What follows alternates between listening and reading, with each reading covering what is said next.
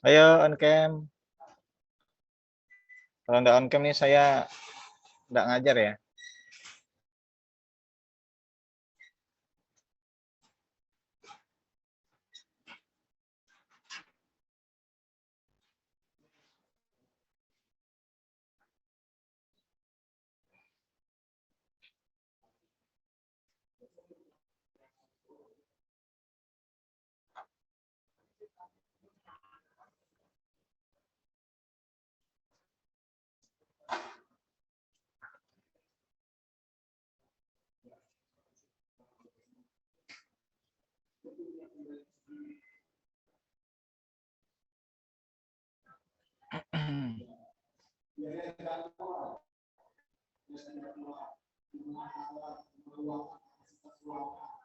Ayo, yang lain.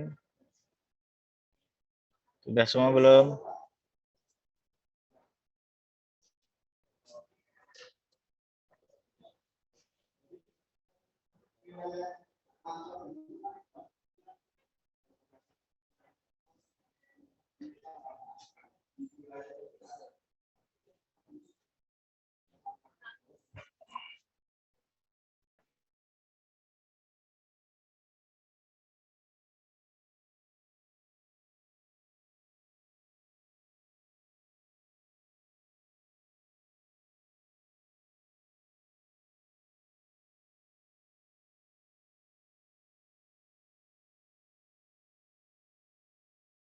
Jaringannya bagus nggak? Kayaknya ini ya. Ntar yang saya coba ganti jaringan dulu ya. Aduh. Sebentar dulu.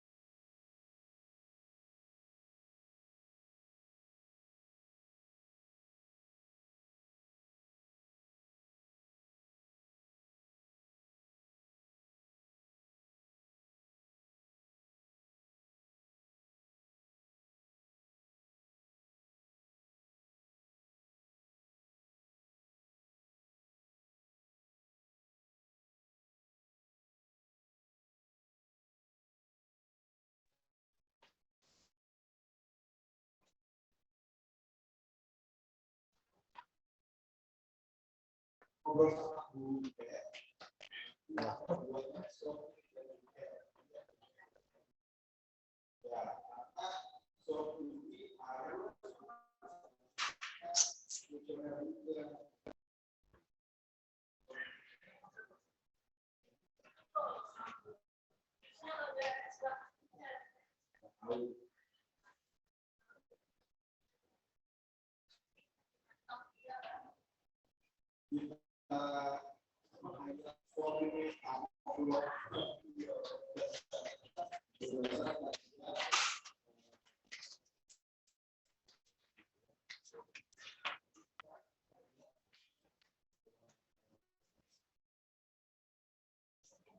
Assalamualaikum.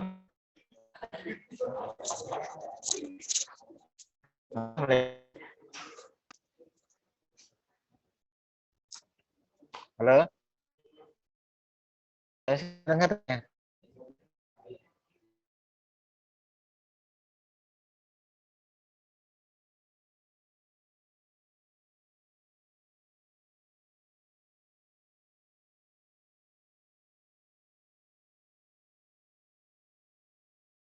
Halo,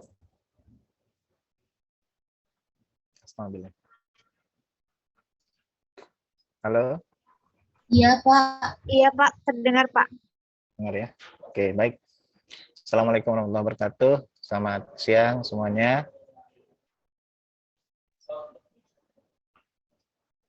Siang, Pak. Sebelum dimulai, silakan dipimpin doa dulu ya.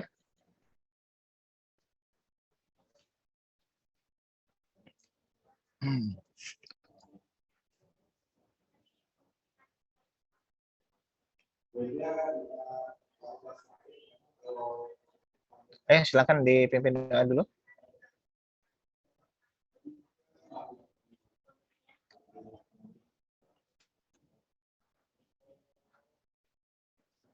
Udah ya?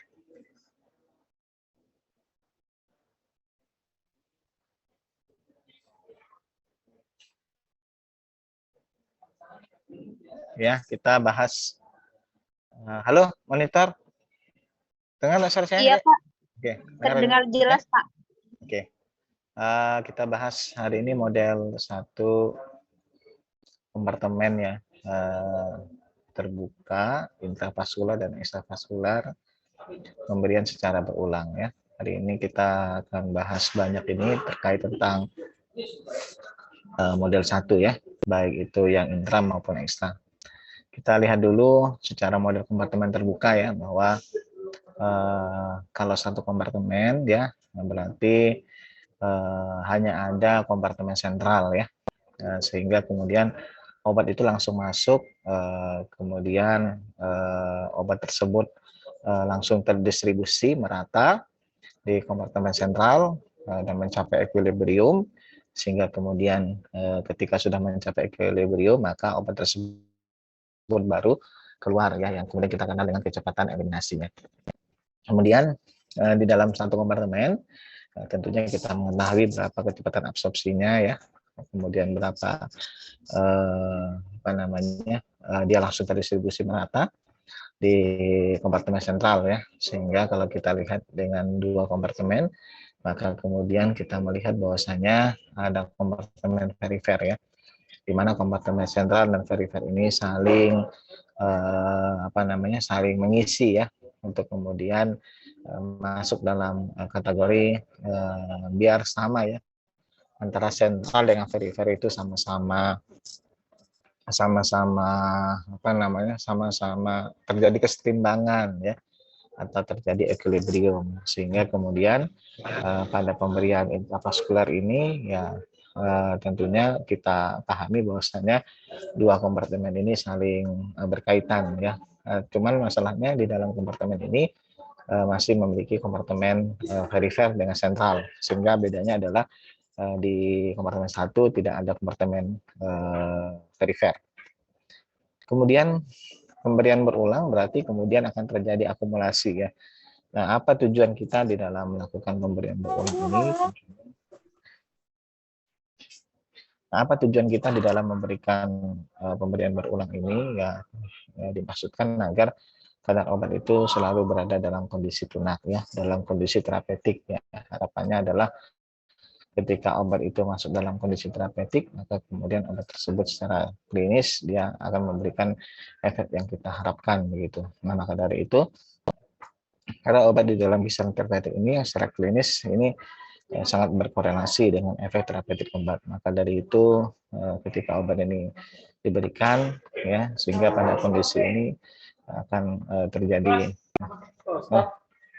ya. Nah, akan terjadi ini ya, akan terjadi efek terapeutik obat. Nah, tentunya jika obat kemudian diberikan berulang dengan dosis dan interval tetap, maka kemudian kadar obat ini dalam darah akan semakin meningkat ya. Dan tentunya ketika dia akan meningkat, maka akan mencapai kadar tunak gitu. Nah, maka dari itu peningkatan ini disebabkan obat yang masih berada dalam tubuh ya pada pemberian sebelumnya, sehingga kemudian obat itu akan terjadi akumulasi secara gradual begitu. Nah, maka dari itu ya, kalau kemudian kita lihat semua obat yang kemudian diberikan ya, maka semua obat yang sudah diberikan itu akan tereliminasi ya, sehingga tidak akan terjadi akumulasi begitu. Nah, meskipun ada sebagian kecil obat yang barangkali itu masih terikat ya pada komponen-komponen jaringan, tapi dengan pemberian secara secara akumulasi, maka akan diharapkan dia akan mencapai dalam kondisi steady state ya, dalam kondisi yang kita harapkan begitu. Nah, maka dari segi farmakokinetik ya kita ketahui bersama bahwasanya hilangnya obat dari tubuh itu berdasarkan tolak ukur waktu paruh sebenarnya, yaitu 7 kali waktu T,5. Diasumsikan bahwa ketika obat itu sudah mencapai 7 kali T,5 ya, maka kemudian obat itu diasumsikan itu telah hilang dari tubuh. Nah, sehingga ketika kita memahami bahwa parameter itu menjadi bagian di dalam tolak ukur ini, nah kita berarti sekitar 99,8% ya obat itu sudah hilang dari tubuh. Nah, apabila suatu obat itu diberikan berulang dengan interval lebih pendek dari waktu paruhnya, maka akan terjadi akumulasi obat dalam tubuh gitu. Semakin pendek intervalnya, maka kemudian akan semakin besar pula ya akumulasi obat yang akan terjadi dalam tubuh seperti itu. Bentar ya.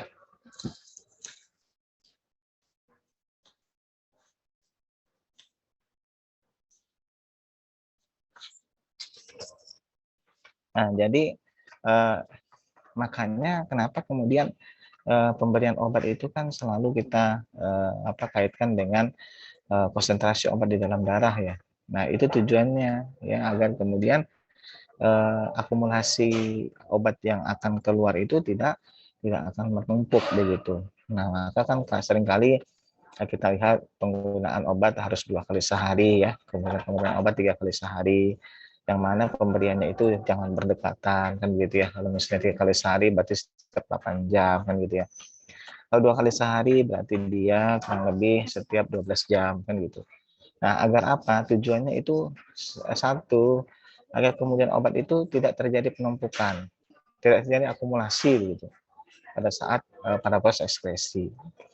Nah, ketika terjadi akumulasi maka akan terjadi yang membahayakan adalah tosisitas begitu. Ya, tosisitas karena harapannya itu adalah dia sesuai dengan waktu yang telah tersedia untuk obat itu keluar dari tubuh gitu. Nah, maka dari itu sebenarnya kita bisa memperkirakan gitu berapa persentase ya yang kemudian obat itu keluar dari tubuh ya apabila kemudian T,5 itu berapa kali T,5-nya gitu. Nah, kalau estimasi kita ya bahwa obat itu keluar sempurna dari tubuh itu kurang lebih 7 kali T,5 begitu. Nah, maka dari itu kenapa kemudian kita tidak memberikan suatu obat dengan waktu paruh yang lebih pendek ya, karena itu tadi akan terjadi akumulasi obat di dalam tubuh. Nah, ketika akumulasi inilah yang berbahaya ya, itu yang kemudian tidak kita harapkan. Nah, ada prinsip superposisi pada pemberian berulang. Ya, diasumsikan bahwa pemberian obat pertama itu tidak berpengaruh terhadap profil farmakokinetik obat pada pemberian berikutnya. Maka kalau kemudian kita mengasumsikan ini, AUC pada pemberian pertama sama dengan nilainya pada pemberian yang kesekian jika dosis dan interval pemberiannya tetap begitu. Nah, prinsip ini berlaku jika obat dieliminasi dengan orde kinetik pertama dan profil farmakokinetik obat tidak berubah begitu. Nah, artinya bahwasanya ketika kita mengacu pada prinsip orde kinetik satu ini, maka profil kinetikanya ya, nilai VD, clearance ya, T setengah eliminasi tidak akan berubah. Kenapa? Dengan pemberian tentunya dengan dosis dan interval pemberian yang tetap gitu. Jadi kita bisa perkirakan begitu. Kita bisa perkirakan ketika kita menggunakan kinetika orde pertama ini, kita bisa perkirakan profil kinetikanya. Nah, artinya dia tidak akan berubah ya, tidak akan berubah nilai itu. Maka kemudian kalau kita hitung ya nilainya, maka pada pemberian keberapapun ya itu tetap hitungannya sama begitu. Nah, maka dari itu pada keadaan ini ketika obat diberikan dengan dosis dan interval yang konstan, maka ini akan tercapai yang namanya kadar tunak begitu. Dalam kondisi steady state begitu. Kondisi yang kemudian sudah pada kondisi terapeutik gitu ya. Nah, apa saja faktor-faktor pengganggu yang kemudian mempengaruhi di dalam proses ini? Pertama adalah perubahan ekskresi urin. Ya, perubahan ekskresi urin ini berkaitan tentang perubahan pH urin atau clearance kreatinin. Bahkan tidak hanya ekskresi urin, perubahan clearance hepatik ini berkaitan tentang penjenuhan sistem metabolisme atau liver disease begitu. Kemudian inhibisi ya, induksi enzim ya, farmakokinetik tergantung dosis meskipun pada dosis terapi. Nah, faktor-faktor pengganggu inilah yang kemudian akan mempengaruhi dalam proses perhitungan kita dalam farmakokinetik, sehingga yang perlu diperhatikan adalah bagaimana kemudian pemberian itu pada kondisi-kondisi tertentu memang harus masuk dalam kategori pemberian setiap intervalnya begitu. Jadi kalau misalnya 3 kali sehari, udah 3 kali sehari ya, sehingga nanti akan lebih memudahkan kita dalam menghitung berapa dosis atau berapa volume distribusi dan berapa clearance kreatinin pada obat tersebut gitu. Nah, sehingga dalam faktor akumulasi itu dikatakan bahwasanya faktor akumulasi sama dengan 1 dikurang 1 MNKT. Nah, ini artinya jika satu obat diberikan dengan interval yang sama ya, kemudian dengan waktu yang paruh eliminasi, maka faktor akumulasinya adalah 2 gitu. Tapi jika interval pemberian lebih pendek dari T setengah eliminasinya, maka faktor akumulasi obat menjadi lebih besar dan sebaliknya. Nah, sehingga ini menjadi acuan kita bahwasanya kita bisa memperkirakan berapa faktor akumulasi dari obat tersebut begitu. Nah, sehingga kalau kita lihat faktor akumulasi ini, maka kita bisa melihat interval pemberian obat begitu ya, dan berapa fraksi dosis obat yang tersisa pada akhir suatu interval pemberian dari suatu obat. Nah, bagaimana dengan pemberian infus begitu? Nah, tentunya dalam pemberian infus kan kita pahami bahwasanya pemberian infus itu kan pemberian obat dengan kecepatan dosis tetap kan gitu. Kecepatan yang sama, dosisnya juga sama gitu. Nah, apa harapannya? Nah, artinya harapannya adalah masuknya obat ke dalam darah itu memang awalnya mengikuti orde pertama gitu. Sedangkan kecepatan eliminasinya mengikuti orde ke-1 gitu. Nah, terutama untuk obat dengan rentang terapeutik sempit. Nah, maka pemberian ini bisa diatur kan gitu. Apalagi kalau infus kan mudah yang ngaturnya ya, kan gitu. Jadi kita bisa perkirakan berapa yang kita butuhkan. Karena lama pemberian infus agar kadar obat dalam darah mencapai tunak itu kita bisa lihat di sini. Nah, jadi kalau kemudian 7 kali T setengah ya kurang lebih 99,22 juga ya. Nah, jadi kalau kita pakai infus ini artinya hubungan antara waktu paruh ya dengan porosnya kadar tunak di dalam darah menggunakan ini ya infus itu kurang lebih 99,22, berarti masih ada sekitar 0, sekian aja yang masih ada di dalam tubuh begitu. Nah, sehingga kita bisa perkirakan kalau misalnya 4 kali T setengahnya berarti masih ada ada sekitar 7 sekian persen ya. Nah, jadi kalau misalnya kadar tunaknya itu 97%, kadar tunak dicapai ketika 5 kali T setengah eliminasi, maka kalau T setengah eliminasinya 2 jam, berarti kan kita hitung 5 kali 2, berarti sekitar 10 jam gitu. Ya. Jadi untuk mencapai 97% CSS itu ya kurang lebih diperlukan pemberian itu selama 10 jam gitu. Ya. Nah, bisa dipahami ya? Nah, jadi Kalau misalnya kita ingin melihat berapa persen CSS-nya dalam kondisi steady state-nya, kalau kemudian T setengahnya misalnya 3 jam, berarti kan kita kalikan 3 kali 5, berarti sekitar 15 jam. Jadi diperlukan pemberian impuls untuk mencapai 97% CSS itu diperlukan pemberian impuls selama 10 jam. Gitu. Nah, jadi akan mencapai CSS-nya kurang lebih 96,88 ya. Gitu. Nah, sekarang kita masuk ke infus intrapena. Nah, infus intrapena itu apa? Infus intrapena itu adalah sediaan steril ya. Sediaan steril berupa larutan, bisa berupa emulsi. Tentunya ketika dia steril harus bebas pirogen dan sedapat mungkin dibuat isotonis terhadap darah ya. Dan disuntikan langsung ke dalam vena dalam volume yang relatif banyak. Nah, dalam pemberian ini infus intrapena kan harus diatur ya, karena dia sediaan steril, maka kemudian dia harus bebas pirogen dan dia harus dibuat isotonis ya, sama terhadap darah. Nah, lalu dosis obat tidak masuk sekaligus ya, beda dengan pemberian secara PO, tapi pemberiannya diatur. Gitu. Nah, apa keuntungannya? Pertama, mudah diberikan untuk pasien yang kritis. Laju infus dapat diatur sesuai kebutuhan. Kemudian tentunya mencegah fluktuasi puncak ya, mencegah fluktuasi puncak maksimum dan mencegah palu minimum agar kadar obat dalam darah itu masih tetap bisa dipertahankan gitu. Nah, kemudian kerugiannya kontaminan ya, mikroba melalui titik akses ke sirkulasi, lalu iritasi vaskular ya, kemudian inkompatibilitas obat ya, dan interaksi dari berbagai obat tambahan. Nah, jadi prinsipnya adalah dalam infus intrapena bagaimana kemudian kita mempertahankan ya kadar obat di dalam darah tetap sama. Nah, jadi pada infus tidak terjadi fluktuasi karena kenapa? Karena interval pemberian yang frekuensi yang sama gitu. Jadi dengan pemberian dalam dosis yang kecil, interval waktu yang sering, maka akan dipertahankan kadar obat di dalam darah. Maka tidak akan terjadi fluktuasi. Ya. Nah, jadi per tetes infus 1 mili itu sebanding dengan 20 tetes infus. Nah, tentunya kita melihat bahwasannya bagaimana sih kadar kurva plasma terhadap waktu. Tentunya kita melihat agar obat ini masih dalam kondisi tunak.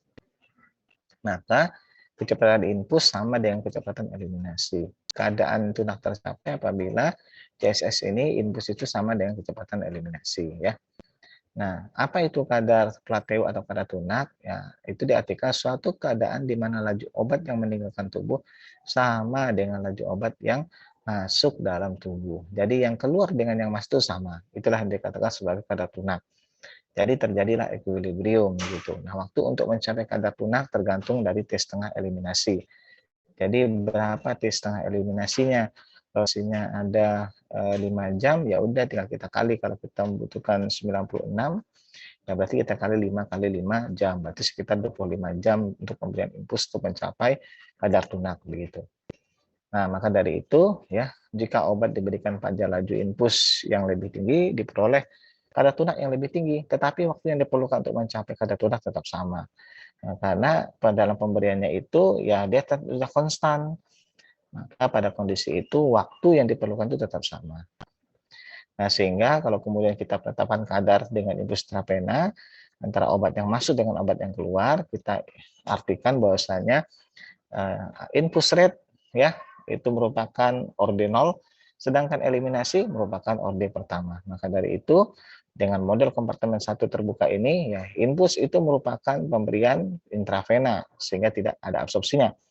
Iya, dia tidak ada absorpsinya, tidak, tapi seolah-olah ada absorpsi, yaitu berupa kurva yang naik begitu. Karena kenapa bisa ada itu? Karena memang masuknya obat diatur dengan laju yang konstan. Maka dari itu untuk kita bisa memprediksi berapa kadar obat dalam darah, setelah diberi infus sekian jam sebelum steady state, kita bisa memperkirakan CP sama dengan R atau di infus dibagi V kali K, 1 dikurang min KT. Nah, jadi kita bisa perkirakan ini. Jadi kita bisa perkirakan berapa kadar obat dalam darah sebelum dia mencapai steady state. ya. Nah, dengan cara apa? Dengan cara kita bagi R kecepatannya dibagi dengan V dikali K 1 dikurang M min KT. Ya.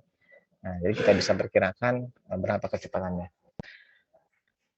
Lalu karena ada perubahan jumlah obat, ya, tubuh setiap proses infus berlangsung, maka kemudian dibuat dengan persamaan bahwa DB itu adalah dalam bentuk tubuh, ya, karena persamaan itu bisa diintegrasikan, maka kemudian DB sama dengan CPT kali VD, sehingga kalau kita integrasikan menjadi CPT sama dengan D infus dibagi VD kali K 1 dikurang M min KT.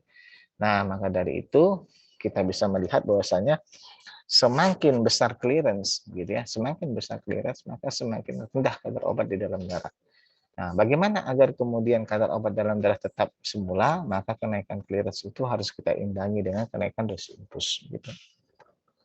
Cuman masalahnya, clearance itu bisa berubah ya akibat adanya interaksi obat, kelainan patologi ya, misalnya penyakit jantung, ginjal, hati ya, sehingga ini akan mempengaruhi di dalam konsentrasi kadar obat di dalam darah. Jadi clearance besar, kadar obat dalam darah menjadi kecil gitu.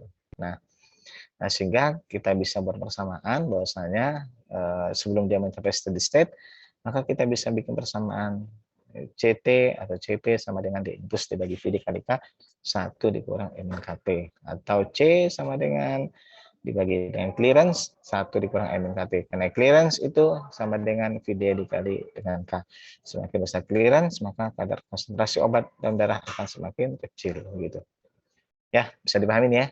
Jadi untuk menghitung kadar obat dalam tubuh sebelum dia mencapai kadar tunak, itu kita bisa hitung CT sama dengan D infus dibagi V dikali K 1 dikurang M min KT. Nah, bagaimana untuk mencapai kadar tunak? Berarti CSS sama dengan D infus dibagi dengan V dikali K, V dikali K sama juga dengan clearance. Berarti CSS sama dengan D infus dibagi dengan clearance.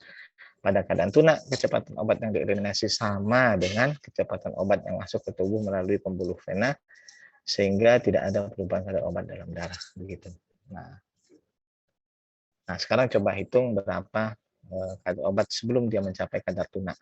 Berarti suatu obat diberikan melalui infus dengan kecepatan tetap.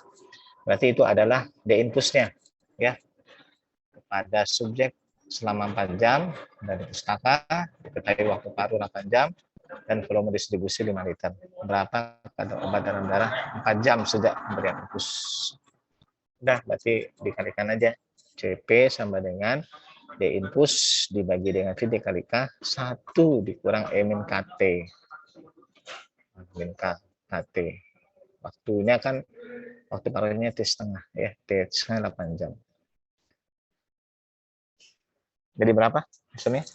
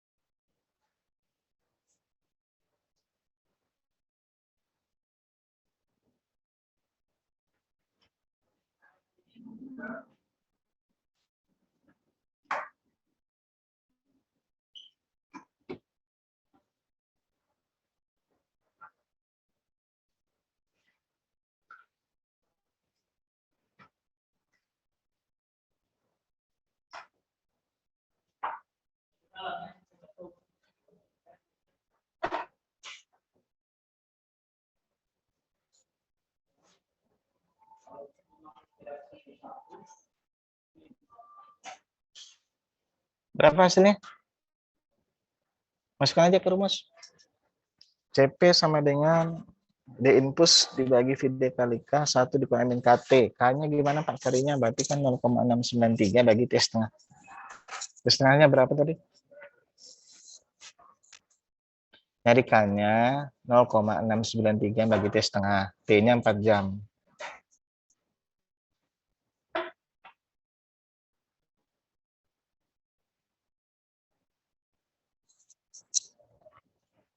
Ini berapa Nen? Ketemu nggak Nen?